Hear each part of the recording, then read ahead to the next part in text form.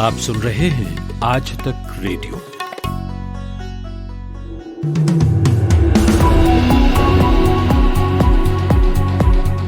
नमस्कार, तारीख है 11 सितंबर 2020। 1 बजे की खबरों के साथ मैं हूं अंजुम शर्मा।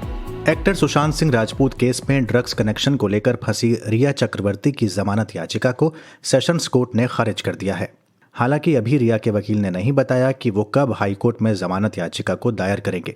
सेशंस कोर्ट ने रिया चक्रवर्ती के अलावा शोविक चक्रवर्ती, अब्दुल बासित, जैद, दीपेश सावंत और सैमुअल्स मिरांडा की जमानत याचिका को भी खारिज किया है।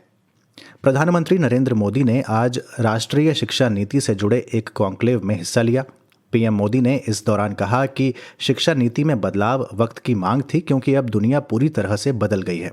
प्रधानमंत्री ने अपने संबोधन में नई पीढ़ी के बच्चों से पढ़ाई के साथ साथ स्किल्स पर काम करने की अपील की है। उन्होंने कहा कि आगे की दुनिया आज से अलग होगी, ऐसे में नई पीढ़ी को तैयार करना जरूरी है। अपने संबोधन के दौरान उन्होंने कहा कि पिछले 3 दशकों में दुनिया का हर क्षेत्र बदल गया है, हर व्यवस्था बदल गई है, इसलिए राष्ट्रीय शिक्षा नीति को भी बदलना चाहिए था। देश में कोरोना के मामले तेजी से बढ़ रहे हैं। पिछले 24 घंटों में भारत में कोरोना के 95,000 से ज्यादा नए मरीज मिले हैं। वहीं 1200 के करीब मरीजों की मौत दर्ज की गई है। पिछले 24 घंटों में भारत में अमेरिका से 3 गुना ज्यादा केस सामने आए हैं। कोरोना वायरस से हुई 69% मौतें सिर्फ 5 राज्यों से हैं। इसमें महाराष्ट्र, तमिलनाडु, कर्नाटक, दिल्ली, आंध्र प्रदेश शामिल हैं। भारत में कुल संक्रमितों की संख्या 45,60,000 से ज्यादा हो चुकी है। वास्तविक नियंत्रण रेखा यानी LAC पर जारी तनातनी के बीच मॉस्को में भारत और चीन के विदेश मंत्रियों के बीच करीब 2.5 घंटे मुलाकात हुई। विदेश मंत्री S जयशंकर और चीनी विदेश मंत्री वांग यी के बीच बैठक के दौरान सीमा पर तनाव खत्म करने के लिए 5 सूत्री सहमति बनी है।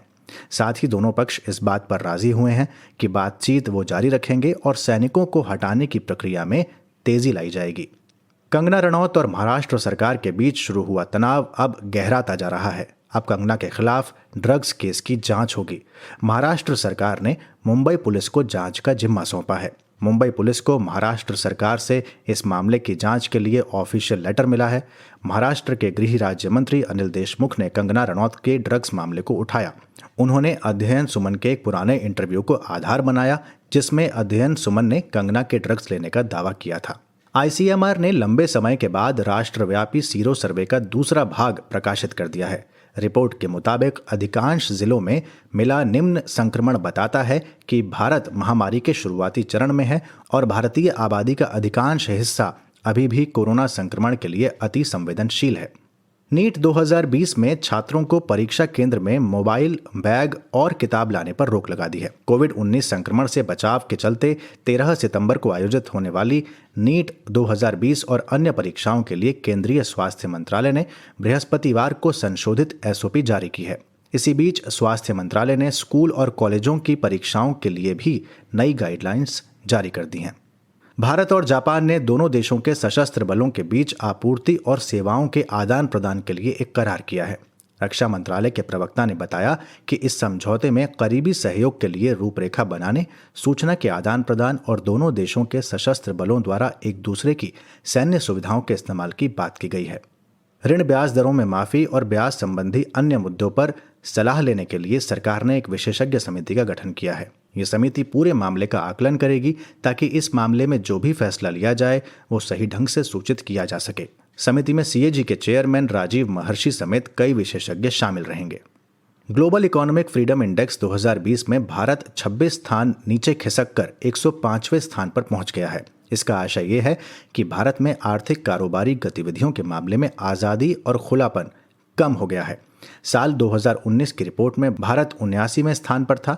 ये रिपोर्ट कनाडा के फ्रेजर इंस्टीट्यूट द्वारा भारत के think tank centre for civil society के साथ मिलकर जारी की जाती है।